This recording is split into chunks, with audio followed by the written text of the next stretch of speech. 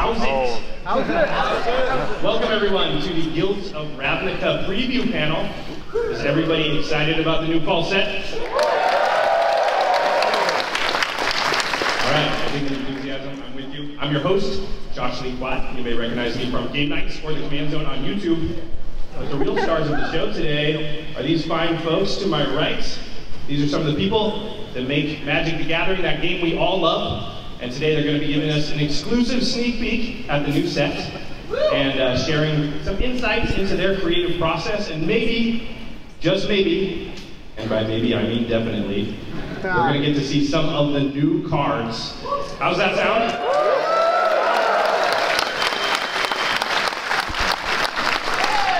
Okay, let's go down the line here and everybody can introduce themselves. Hi, I'm Doug Byer. I'm a principal game designer and I'm the world building lead for Guilds of Ravnica.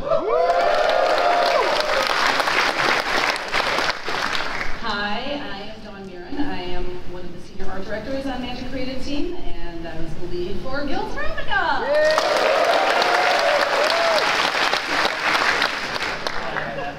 the lead editor on Guilds of Ravnica. I just made sure the words get on the cards, and I'll be reading the cards here to you. Awesome. And I was on vision and set design sets, teams for the set. Hi, I'm Andrew Brown. I was on the set team, and I'm also on team play design. And yeah, I was also working on Guilds of Ravnica.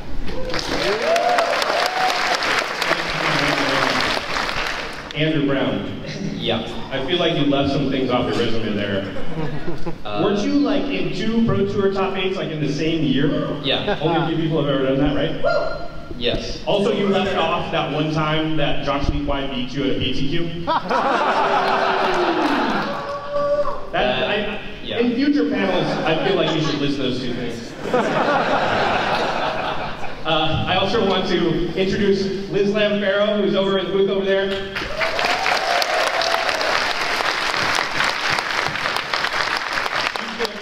Running the visual portion of the show.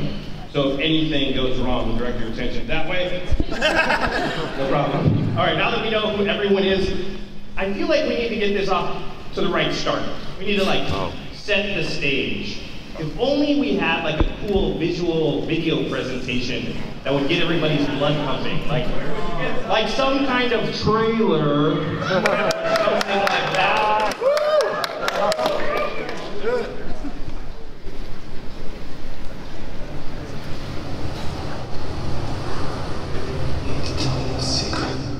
Change Ravnica forever. Cries out. We have eyes everywhere. Lines are overdrawn as we speak. Which side are you on? Control the secrets, and you control the city. Death is just the next step. You first.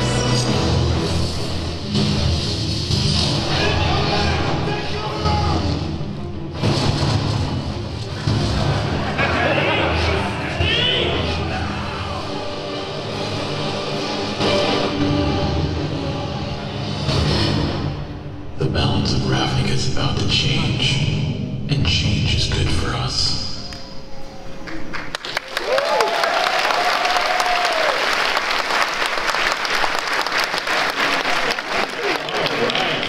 You may know I consider myself something of a trailer expert, and that looks sweet. Hey Andrew, man, what'd you think of the trailer? Oh, man, that trailer. No, sorry, I'm talking to the other Andrew. Best Andrew, understood, yeah. Yeah, the best Andrew. Yeah. What'd you think of the trailer? I thought the trailer was great, especially because I just saw it for the first time today. Every time I see it, I'm just staring at that little TV. It always gets better. It's awesome. So I also want to give a little insider knowledge here. I saw a bunch of smaller trailers they have. They have some 15-second ones that are going to be coming out, I think, this weekend. And some of the voice actors in the trailer are people from Wizards. So if you listen real close when you hear those, you might hear Mark Rosewater, Matt Tabak. So just listen when you see those. Okay, so we're returning to the return of Ravnica.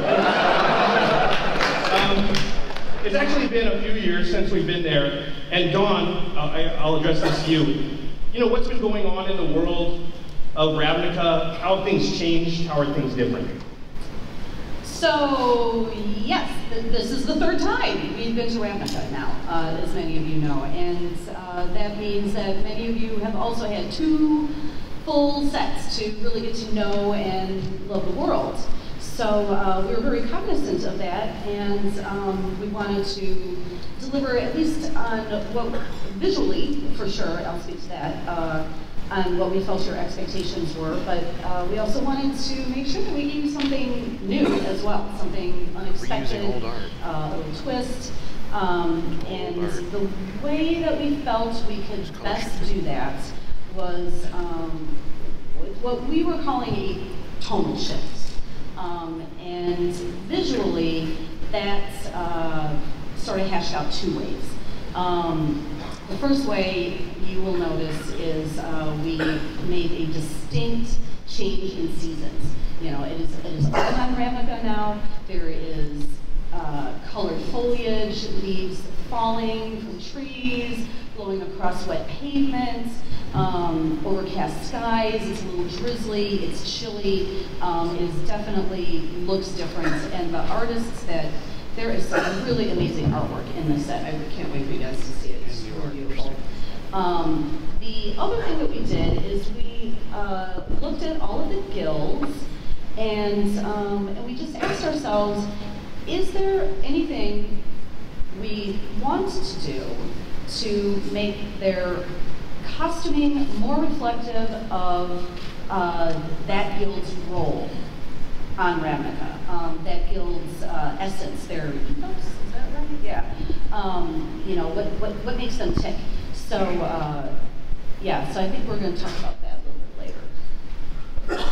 Are there any, like, returning characters in the world that, you know, maybe possibly we've seen before? Yeah, let me take that one. Know about? So, yes, and so as I mentioned, we're looking at this as a kind of autumnal Ravnica, which is a perfect stage for a kind of a darker Ravnica story. This is our city world, where 10 guilds vie for power, but this time around, the conflict is turned up, because this is kind of a sneakier battle. This is spies and secret agents and a little bit of a film noir feel to Ravnica this time. And a certain dragon is trying to get his claws on Ravnica. We know that Jace, the Living Guild Pact, has been away from Ravnica for a while.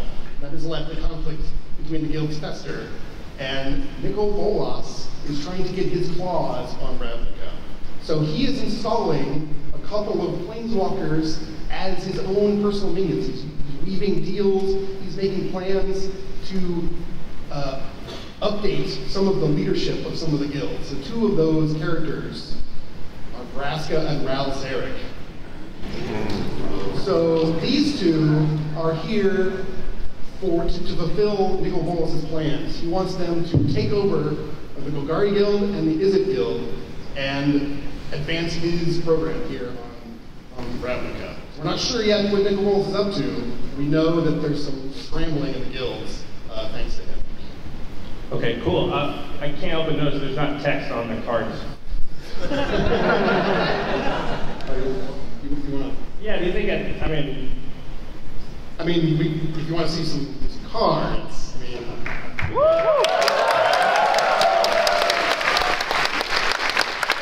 going to get some cards here in a second, but, you know, I think what's cool about Ravnica, don't worry, we'll get some cards. Yeah. I would not be up here if we weren't going to see cards. That was part of his contract. Yeah. He's just like, he wouldn't say yes and yes.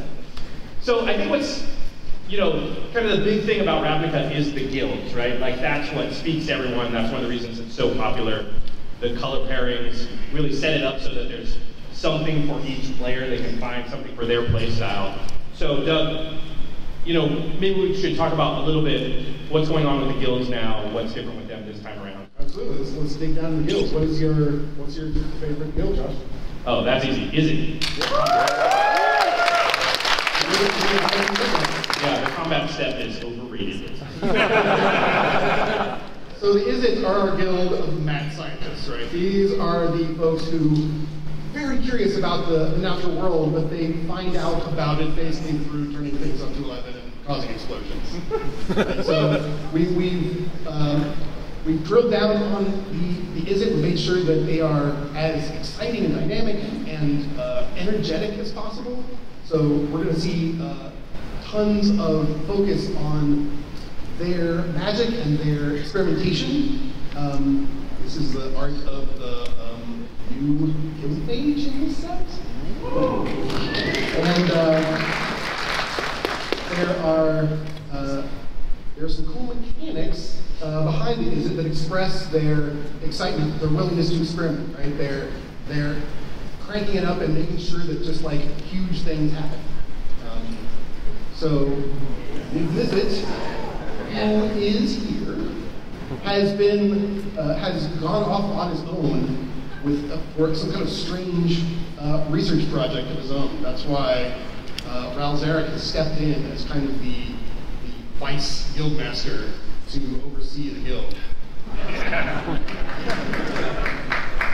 So while the guild, while the Izzet is off doing something mysterious, the rest of the guild is cranking up. They know that the other guilds are up to something, so they want to make sure that they are ready.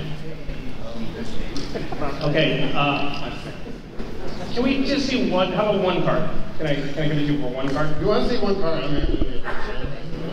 I'm just asking for a few hundred frames. All right. This has the coolest name, by the way. Yeah, this is quasi-duplicate. I'll read it for the people in the back. It costs 1 blue. It's a sorcery. It says, create a token that's a copy of target creature you control. And then it has Jumpstart, which says you can cast this card from your graveyard by discarding the card in addition to paying its other costs. Then you exile this card. The flavor text is, my greatest creation, me. And so this is...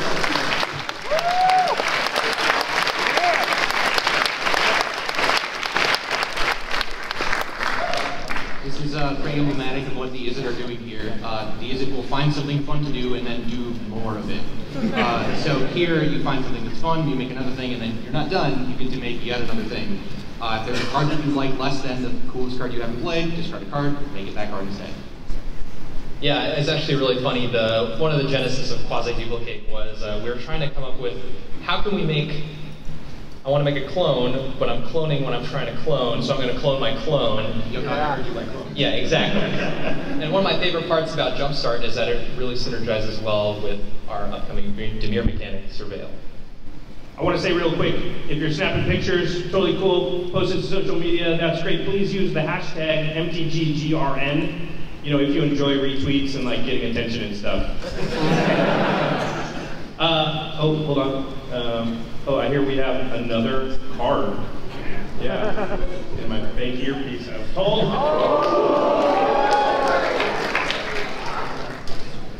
So we got Ral returning, and this one has text on it. Anyway, really tiny text. So this is Ral, Izzet Viceroy. He costs 3, a blue, a red. Legendary Planeswalker, obviously. He has a +1 ability. Look at the top 2 cards of your library, put one of them into your hand and the other into your graveyard. His -3, Ral Izzet Viceroy deals 4 damage to target creature. Deals damage to target creature equal to the total number of instant and sorcery cards you own in exile and in your graveyard. And his ultimate, -8, you get an emblem with, whenever you cast an instant or sorcery spell, this emblem deals 4 damage to any target, and you draw 2 cards. His starting loyalty is 5. 5 mana, 5 loyalty.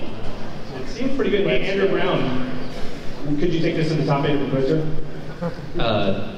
I guess so, yeah, probably, yes, definitely, yes, definitely.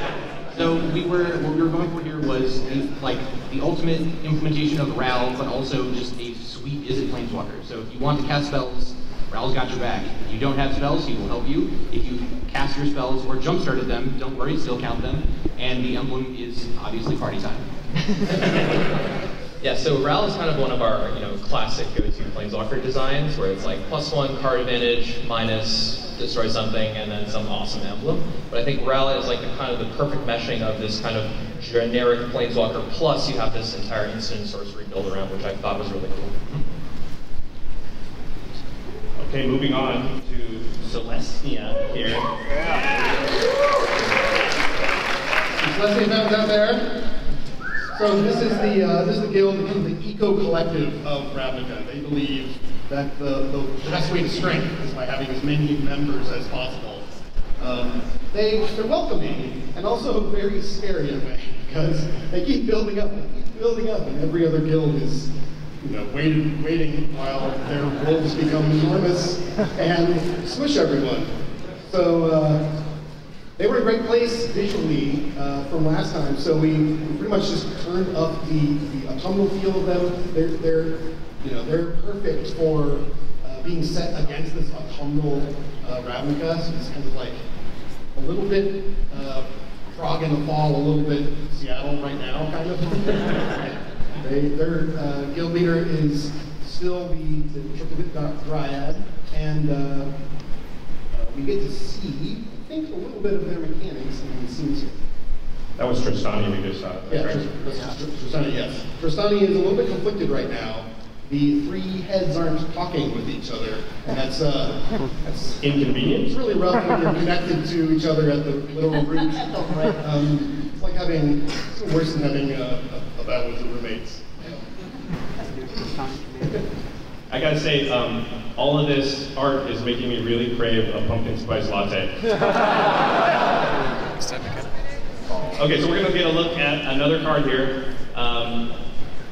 Yeah, this is, and it's gonna show off one of the new mechanics for Selesnya.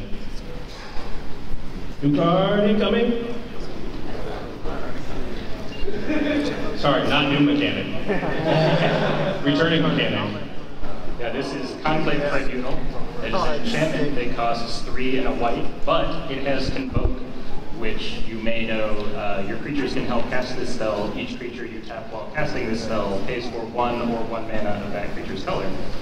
And the ability is when Conclave Tribunal enters the battlefield, you exile target non-land permanent and opponent controls until Conclave Tribunal leaves the battlefield. So we looked around and kept trying to find nooks and crannies for cool Selesnya stuff, and every time it was like, yeah, this is almost as cool as Convoke, so we just finally put Convoke back in.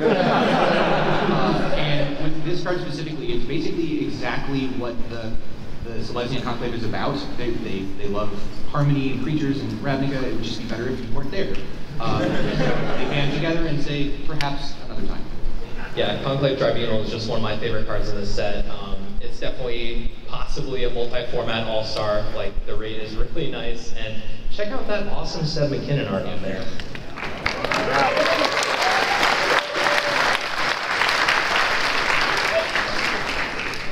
Yeah, that art is ridiculous. So the next card we're going to show, spoiler alert, I may have built an entire commander deck around it already, and I may play it on the next game nights.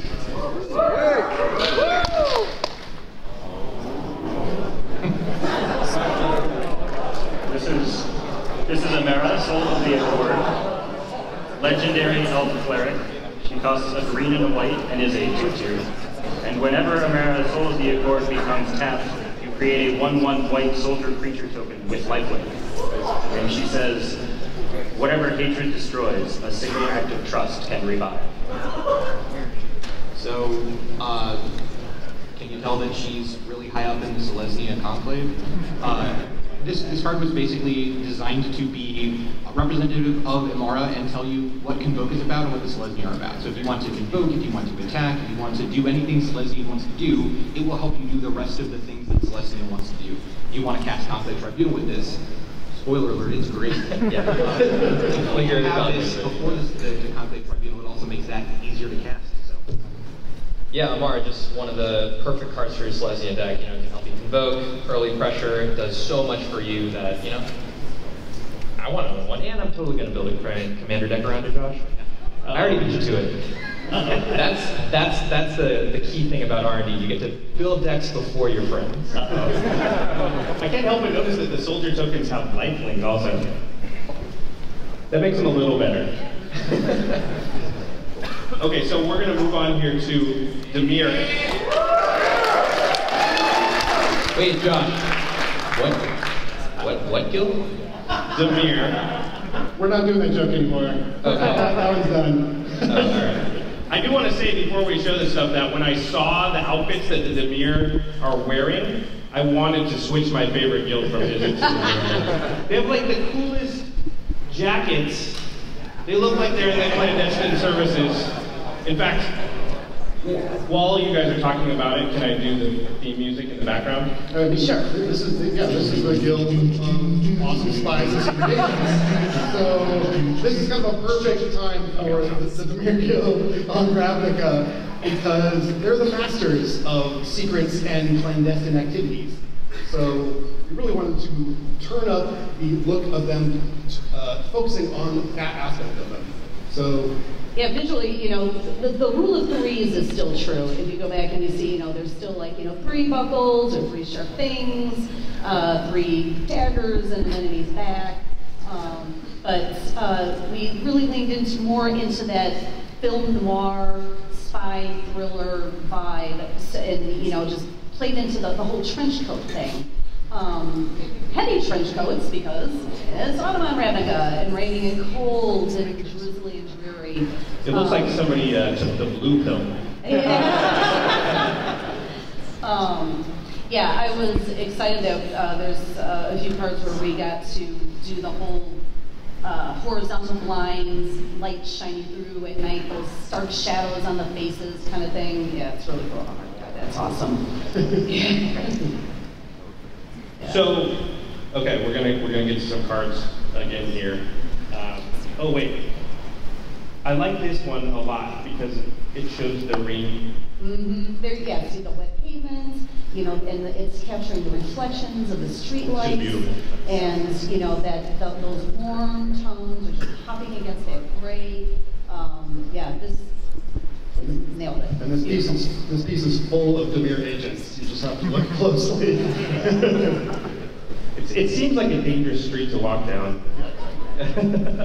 Is there something we can talk about with the Dimir that sort of leads into the new mechanic that ties their guild together? They're definitely the masters of information. So they are, as they are looking into people's brains to find out what else they know. That looks painful. They're compiling. We call that a thought strand that she's extracting there from that Azorius, or hapless Azorius mage, and they're compiling all these secrets. They know something is up, but they're not sure what. And they are not a big fan of shadowy overlords taking over their city, because that's their job, right? So here's our look at those sort of Venetian blind kind of tropes, and instead of the cigarette, we get a thought strand that is dissipating into nothing. It's pretty good. The whole thing does look very Matrixy. So I think I'm switching to Dimir now. Izzet was so returned to Ravnica. Dimir, it looks sweet. I'm all about it. Okay, are we moving on? We're right about to the card here, and two cards. So we see the new mechanic on both of these cards, which is Surveil. Do you guys want to, either of the Andrews, do you want to talk about? So Surveil was basically the ultimate Dimir mechanic, like in a set about secrets, like Doug was talking about. Like the Dimir are going to be the brokers of information. They're going to know more about your plans than you do, and more about their plans than anyone else. So manipulating information flow both for you and your opponent was a huge theme in all of the Dimir cards, which for the people in the back, I'll let Nat tag in and read those out. Sure. So the card on the left there is Thought Erasure. It's a sorcery that costs a blue and black. Target opponent reveals their hand. You choose a non-land card from it. That player discards that card, and then it has Surveil. And the flavor text is, "It's truly the highest honor, isn't it, to be remembered? Pity for you." And then on the right is Sinister Sabotage, 1 and 2 blue. It's an instant counter target spell, and it also has Surveil. And the flavor text is, "We have intel that some guilds have fallen under an invader's influence. Until we're sure, no venture succeeds." From Lozano. So with Thought Erasure, you can see that it's both halves of Dimir information manipulation in one design. timeline. So it is, I will know what you're up to, prevent a plan from happening, and then I will also look at what's upcoming for me and massage that as necessary. Yeah, and as you can tell, like Thought Erasure is one of those classic cards that we do, are known as like Thought Seize or Hand Disruption. But the great thing about this one is you can use it early game to kind of disrupt their plan, and late game it still has that utility if they're empty-handed where you can still surveil more. And Sinister Sabotage, this shows what Izzet is doing to sort of weaponize the Dimir's information manipulation infrastructure to say, like, I don't know what's going on, but I know that I have operatives everywhere, and until we figure out who's been infiltrated by this outside influence, who behind the scenes we know is never Willis, Izzet just says, hey, nothing works. If this isn't mage tries to cast a spell, sorry, Dimir symbol, that's what you got. Yeah, you know, this is just one of our classic counterspell designs, and we put Surveil on it, and we are trying to evoke the Dimir control player here because we have Hand Disruption, we have counterspells, and Surveil also helps you fill your graveyard with jumpstart cards versus control anybody around there. So there are also some reprints in this set, and we're about to take a look at one of them.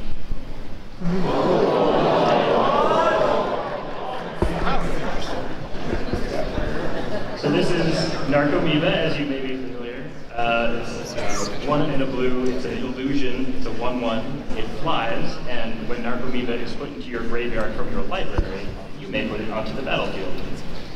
And the flavor text here is actually something that I watched a bunch of YouTube videos about fishing to make sure that the flavor text made sense. I had a few people ask me if bait was something that you actually cast. So the flavor text is a Ravnica riddle that is, what bait do you cast to catch a dream?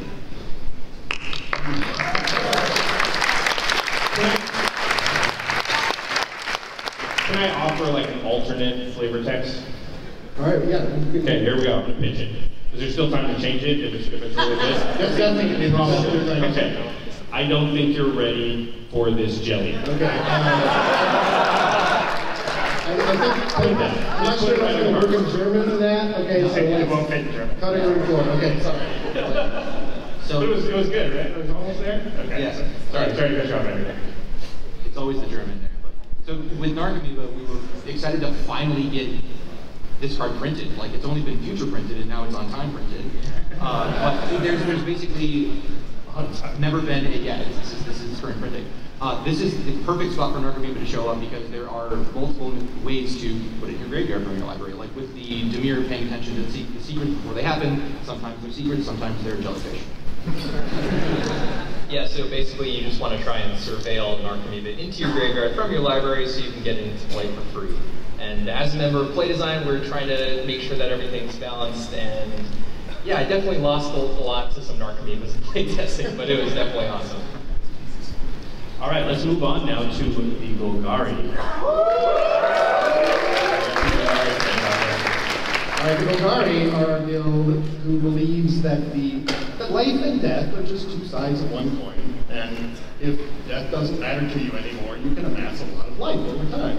And so they're always looking to use their necromancy, their fungi, their mastery of life and death to advance a long-term plan.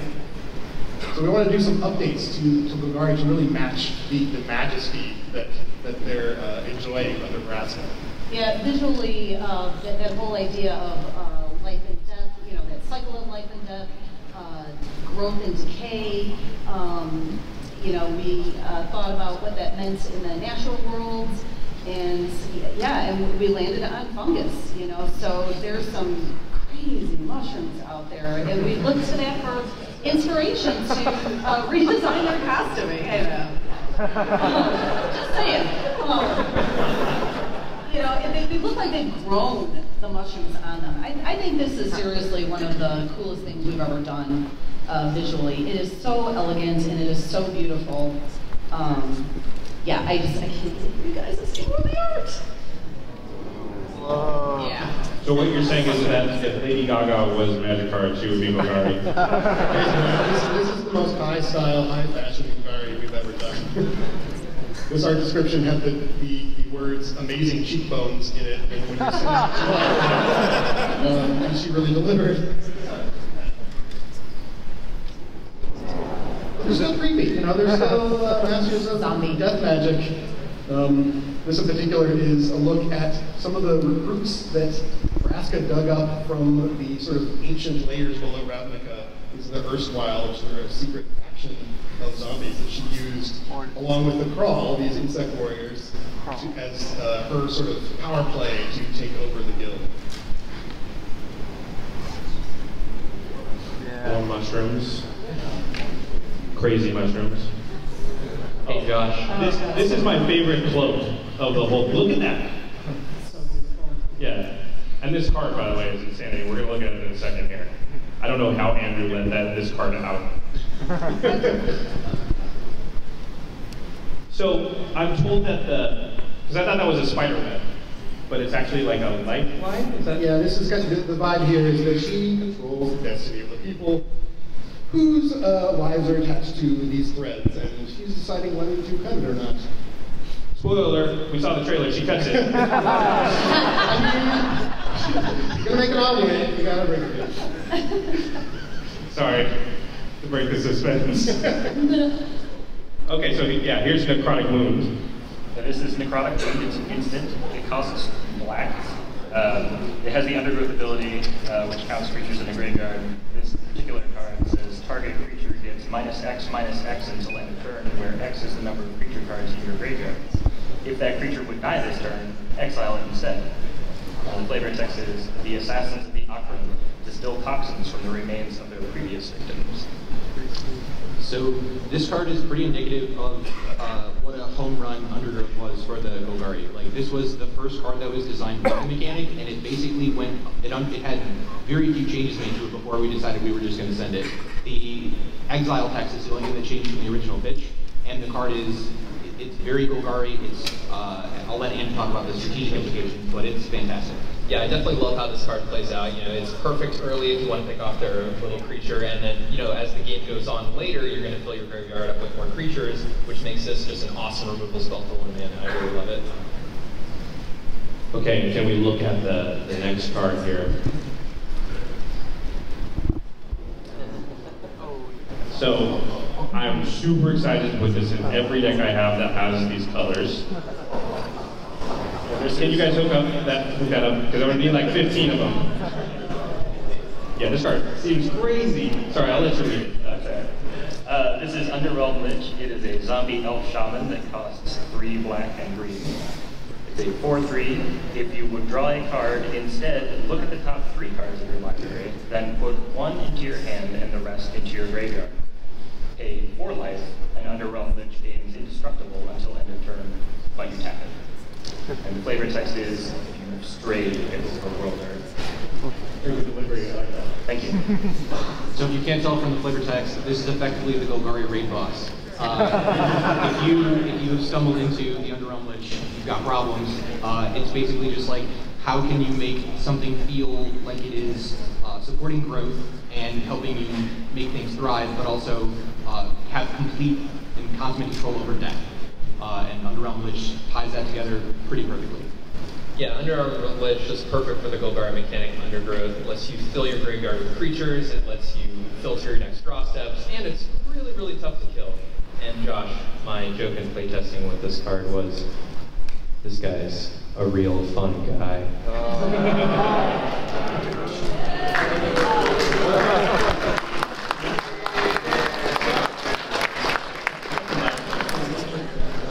We dared him to say that. Okay, so let's move on to Boros here. Do we have any Boros fans out there?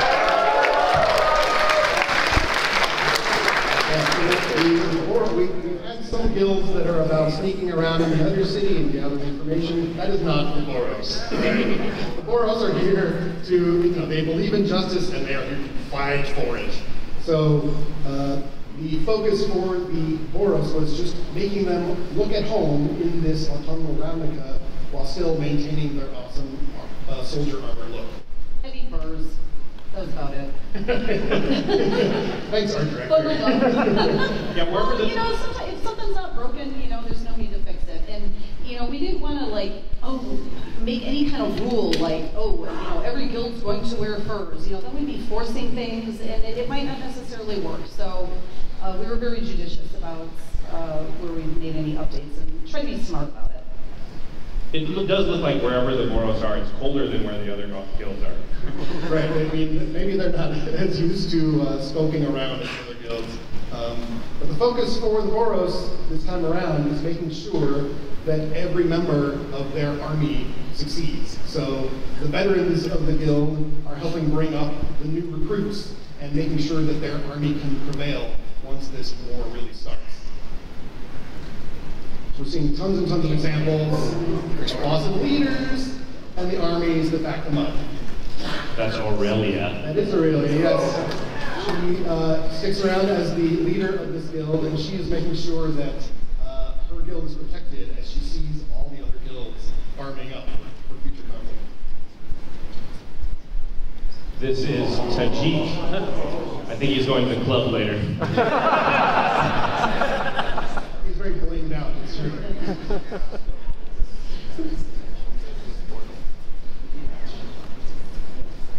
So, there's a lot of flaming swords I've noticed too. They're very righteous, right? Right. So I mean, they're not messing around with the letter of the law. This is the guild. I mean, Azorius, they're the letter of the law. They would love to be as technically correct as possible. The Boros are the spirit of the law. They're like, you did something wrong. I'm here to punish you. That is the whole thing. They don't mess around. They will come right in your face and tell you you broke the law. That's my pumpkin spice latte. So this is a good example too, of like just, the final came in and I'm like, oh, it's beautiful, but I was like, need the autumn leaves only, and just adding those leaves made a good piece great, and just double down on that tonal shift so that this artwork, you can look at it and go, oh yes, this is the new Ravnica, not previous Ravnicas. So it's just, subtle little things that work really well. And this is actually our next card. So this is the Boros Challenger. Boros Challenger is a 2/3 human soldier that costs a red and a white. It has the mentor ability. Whenever this creature attacks, you put a +1/+1 counter on target attacking creature with lesser power. You can facilitate that by paying 2 a red and a white and have Boros Challenger get +1/+1 until end of turn. And the flavor text is, send your champion. I could use a light workout. So Boros Challenger and the mentor ability is looking to solidify what Doug was talking about with the no legionnaire left behind. Like, make sure that everyone's ready for the upcoming war, make sure that everyone is strong enough to fight, and what better way to fight than to fight. So as Boros Challenger gets into combat, the men and women who are on the front lines with him get stronger, and Boros Challenger will step up to the task and make sure that whoever needs to be taught can still be taught. Yeah, definitely my favorite thing about Boros Challenger is some of the strategic implications behind it. So you can pump him pre-combat to make sure that he'll mentor onto something smaller, or you can wait until blocks have been declared to actually pump him to win the fight. So really puts your opponent in a tough situation here. And the next card is one I'm really looking forward to, like, pack one, pick one-ing in a draft. Because, this I can guarantee everybody, this I can pretty much guarantee is going to be Jimmy's favorite card from the set. In fact, hey Jimmy, is this your favorite card from the set? Yes. It kind of evokes Goblin Rabble Master a little bit. Yeah, this is Legion War Boss, a 2/2 Goblin Soldier that costs 2 and a red. It also has the mentor ability, and at the beginning of combat on your turn, you create a 1/1 red goblin creature token. That token gains haste until end of turn, and it attacks this combat if able.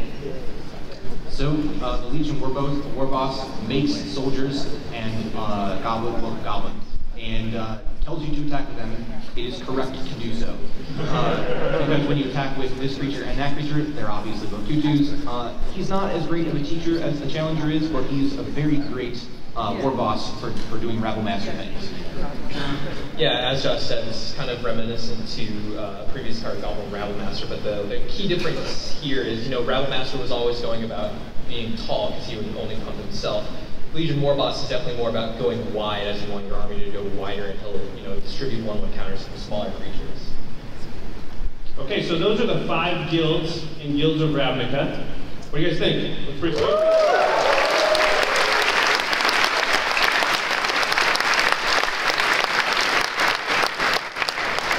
But that's not all we're going to talk about today. We actually, Andrew Bean, I guess I'm going to let you take this.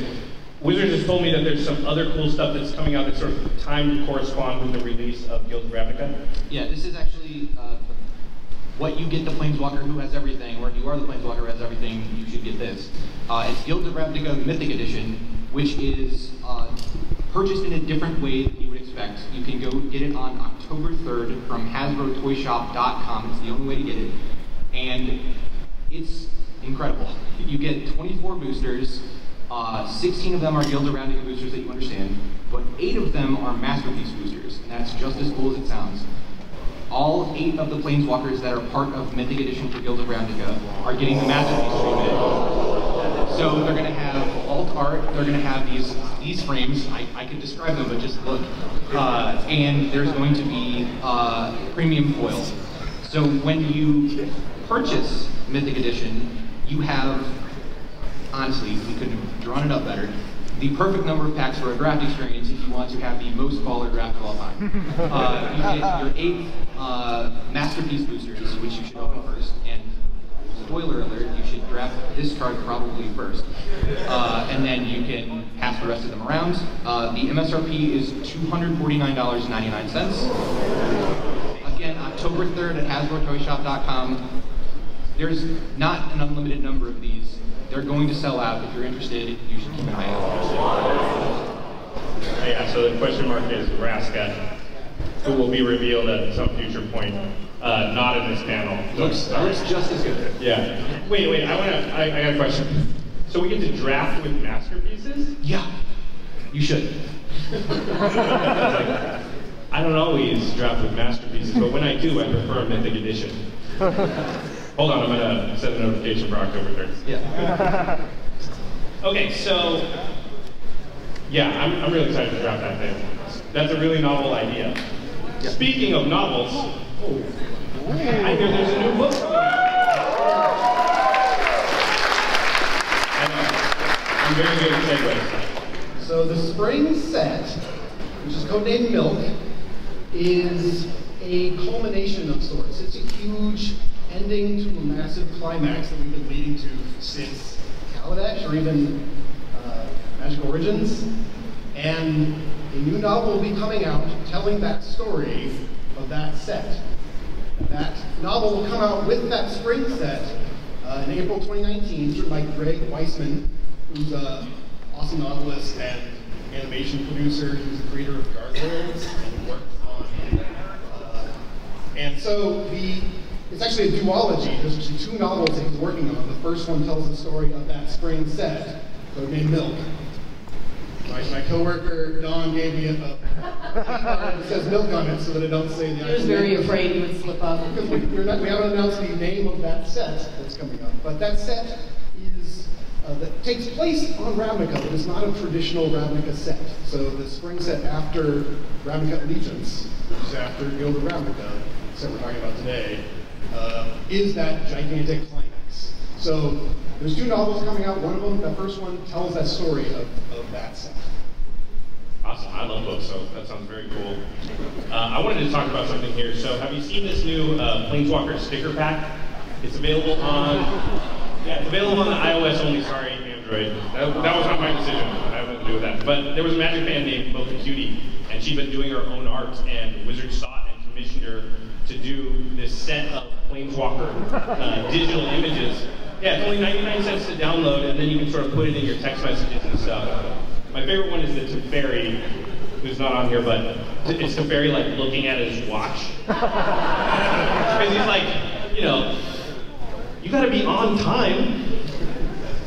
Yeah, so check those out, download those if you can. All right, that's gonna wrap up this portion of the panel. We're gonna move towards our Q&A here, and geez. No, I almost forgot. There's one more thing that we gotta show you guys. I didn't write a cool segue like the novel thing for this one. How am I going to intro? Oh, I got an idea. I'll start, because it's going to go to Q&A, so I'll start with a question. Andrew Brown. Yeah. Do you remember that one time I beat you in a PTQ? I certainly remember that, yes. So when, that happened, what word was coming to mind in your head? Was it like amazing, incredible, Josh is better than me at Magic? Something like that? No, I think the word that really came to my mind was shocking.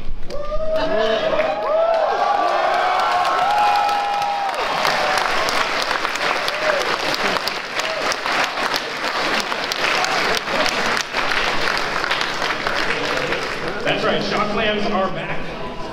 And they have all new art. And again, I would encourage you to use the hashtag MTGGRN, because I'm pretty sure the world is going to want to know about this. I'm very excited because I have about 30 commander decks. And that's a lot of Shocklands you need. Okay, so we want to start lining up and doing questions now. You keep taking pictures. Also, just a disclaimer, later in that PTQ, Josh, what happened in the top 8 of that event? That's not the part of the story that I was telling. What didn't happen? Oh, I believe I beat you in the top 8. Oh. Weird how you didn't tell that part. Time for questions. Time for questions. Not directly against that. This is so much better. Don't you dare. Yeah, last time we heard about her, she was playing Texas here and then took the football around. So Feather was sort of disgraced and deposed as the leader of the guild. I would love to see Feather again someday. We have not seen her yet in GRS. Where were we? I just want to say I love what you guys are doing. Sorry. Because it's pretty old characters, like cards, things like Rayleigh's, Warwick, stuff like that. Is there any chance that there would be certain new Planeswalkers that we know are broad and red to get? Real close to my card. I mean, that's something that's on the table. It's something we've considered. Is that something that people would like to see? I want another red, sir. Justice prevents it. Okay. Noted. Thank you. All right, I have 2 super quick questions. Question number 1, what kind of animal is Vraska's pet that she's holding? I think that is a marble crawl. Crawl are what's making insectile race that populate the Golgari. And my second quick question is, in the past Ravnica sets, the first letter of each of the sets has always gone in the same order. Was that intentional? And 2, is it meaningful that it switched for these first 2 sets now? That was a weird coincidence, and no, it's not meaningful that it switched this time. Good eye. Thank you. I didn't even know that. Yeah. Go ahead. Hey folks. So you guys can really knock it out of the park when you come back to the sets and think about how you want to change things. The whole theme looks awesome, and it makes me kind of hope that in a few years we can see winter. My question is, you're really good at coming back to sets, so maybe some of the less popular sets could get some love.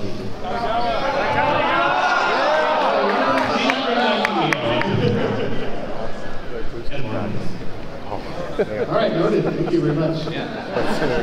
Let us know what you like. We'll try making things that people like.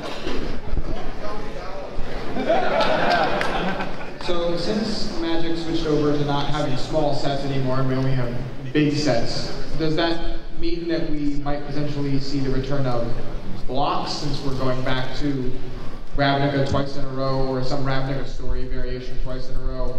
Or is the idea of blocks just completely gone and we're just having whatever we choose to have whenever the story makes sense for it to happen? So this structure is the structure. Like the fact that there are 3 Ravnica sets in a row, like Doug was talking about Codename Milk. Milk is not a Ravnica set like you're used to, and it's really not designed as a block. That doesn't mean blocks are gone forever, like things change, but as of right now, this is the release cadence that we're used to. Okay, thank you. Do you guys ever consider cosplay when you're creating art? Like, do any guild leaders or planeswalkers in the set you'd love to see cosplay?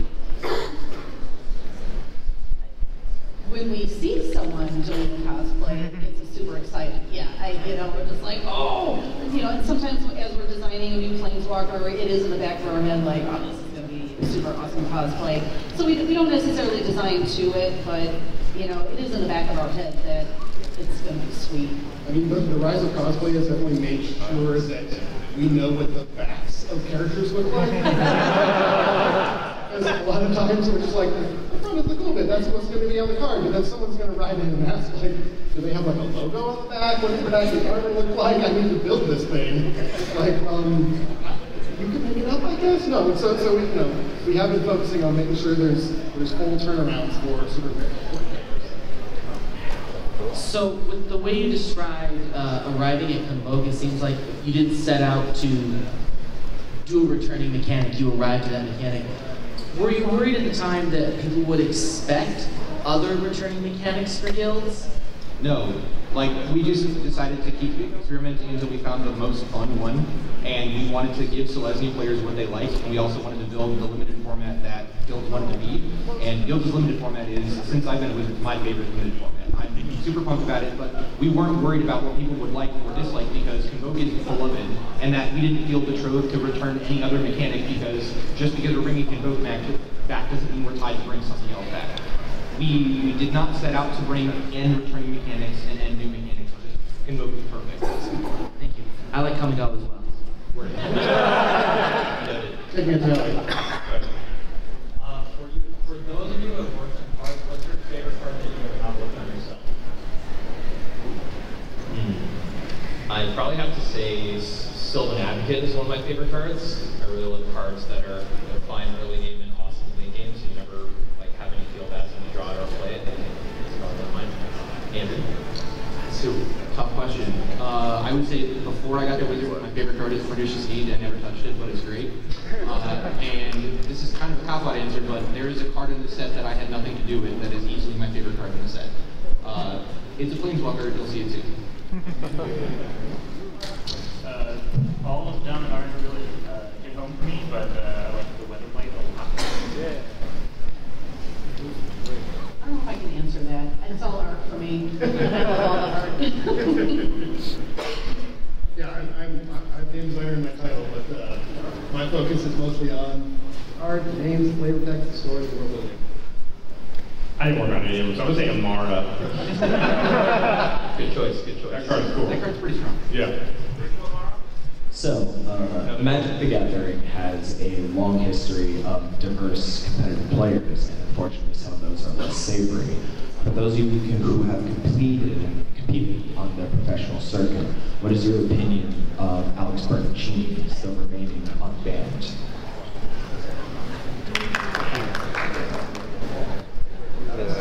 It's a tough question. Like,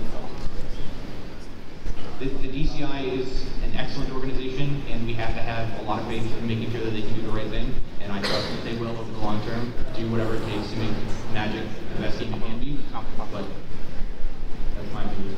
Yeah, there was a tweet recently from the Wizards Magic Twitter account, and they did say that they were just constantly reviewing things and keeping things under consideration and stuff. It's definitely something that's always being looked at. I just want to add on to that, if you don't thank you for your question, we always are interested in hearing your guys' thoughts on what we are working on. I don't think that this is necessarily the venue. They're also not the people that can answer that question for you. However, I do suggest, and please do this, if you see something that is not up to par for Wizards, please send it to investigations. We just make cards, man. You do a damn good job.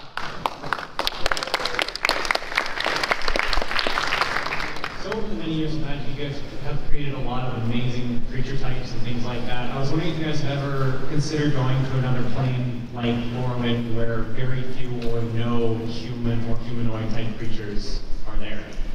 It's definitely been something to consider. If you look at one of the first worlds that I worked on in R&D was Morrowind, and it was a really awesome experiment. I do think that it creates a lot of challenges, and that's been the main thing that we haven't repeated that. There's an awesome article by Jeremy Jarvis called The human-shaped hole, I think it's called. It just goes into what was required to give a world a relatable feel while not having any actual people who are the race that plays the game. So it's something we've talked about, but Lorwyn is kind of a cautionary tale on that score. Some people really loved it, and other people were like really turned off by that. But it's something we've talked about before. Hey, so Ravnica is kind of like one of the more modern sets, like as far as like technology and stuff.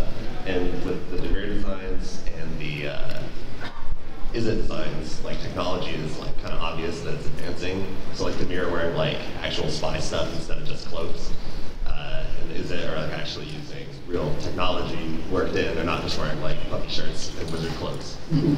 But like Boros is still like just soldiers and armor. And flaming swords. Yeah, it's flaming swords. But was that kind of an intentional thing to where you had, I don't know, like the smarter guilds kind of advance technologically? Hey, I love Boros. But like, you know, I don't expect Rule to be more advanced, like kind of ever, as far as the design wise. Whereas like, obviously Izzet and Dimir and like Simic. Like I expect Simic people in lab codes eventually, you know? I mean, I do think that there is more of a focus on technology in individuals and some guilds rather than others. Ravnica is one of our most metropolitan, urban, modern adjacent sets in the, not meaning modern format, modern and but it's rooted in fantasy for us very strongly. There's definitely a line that we want to make sure it never crosses, which is that technology looks like it's not based in magic, that it's actually running on like, you know, circuit boards or something that crosses over into full-on sci-fi. But there's huge influence of science fiction and technology on the design of Ravnica. That is, I mean, I think that if you're the Boros player, I'm not sure you want that to continue rolling in to get more and more advanced weaponry. I think that, you know, you still want the flaming swords. Flaming swords. That's a lot of technology. Okay, we've only got time for a couple more questions here. Okay, quick one. With the Guilds of Ravnica Mythic Edition, are we getting one of each of the full art Planeswalkers, or is it random which ones we're getting? No, you're getting one of each. So the way that it works is each of the boxes will contain 8 packs that they will contain one of each of the Mythic Edition Planeswalkers. But if you want to draft with it, you can shuffle them up and you won't know which one based on the flow wrap has which Planeswalker. So you can still have the draft and not know you're getting which one. But yeah, or like you'll get all of them. I'm really excited for Guildmaster's Guide to Ravnica. I was curious how that collaboration between the Magic team and the Wizards team affected the set creatively and artistically. That was a super cool project. James Wyatt, who is on the Magic creative team, but it has been worked on D&D for years, worked closely with Ari Levitch, who formerly of the Magic creative team is now working on D&D. And so we have a lot of collaboration back and forth between the two teams. We're still our pals, even though some of them are traitors going over. So that was an amazing project. We currently, Ron and I are both in a lunchtime game with James Wyatt as the DM set in Ravnica, and it's really fun, guys. So I'm really looking forward to it. And yeah, the collaboration was just really enabled by the fact that we had such huge communication between the two teams. Great. Okay, guys, unfortunately that's going to be all the time we have for questions today. That's going to wrap up our panel. Can we give a big hand to the panelists here?